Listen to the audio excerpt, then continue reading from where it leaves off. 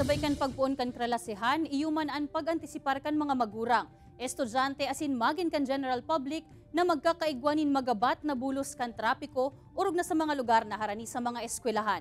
Katakod kay yan, kumustahon ta ang naging sitwasyon sa syudad ni Naga kasubagong aga sa pakikipag-ulay ta live kay Arnulfo Fausto, ang Division Head kan Traffic Management Center kan Naga City PSO.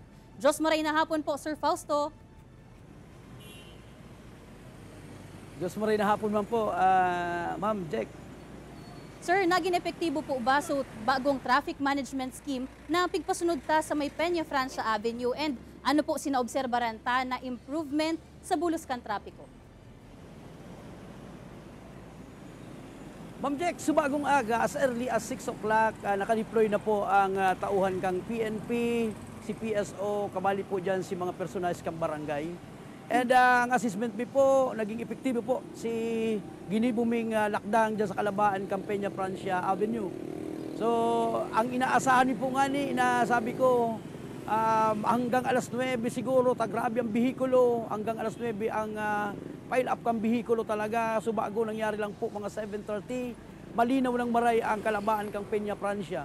And nagkaiwalan po kami problema duman sa may back of USI tabi, Ma'am Jack. Dumang kita nagkakaigwaning build up ng traffic and ang kausa talagang magilidan. So mga jeepney nagpapababa, nagpapasakay duman sa lugar na ito sanit sa naman ang tinampo kaya duman, madam.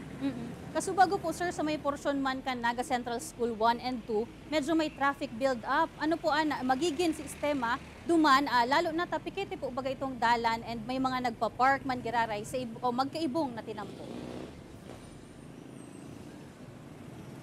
Subago po nanutaran mi yan, actually urulayan mi ang bagay na subago ang inasahan ming maray so main thoroughfare. Yaon po dumang kami nakalatag subago and itong lugar na ito, Ma'am Jex, ang tiglagan mi itong mga signages. Naguhuna kami na talagang ito tawan way man lang luwasan. Ang ginibo palang parkingan pa kan iba pang mga naghaharatod na mga estudyante.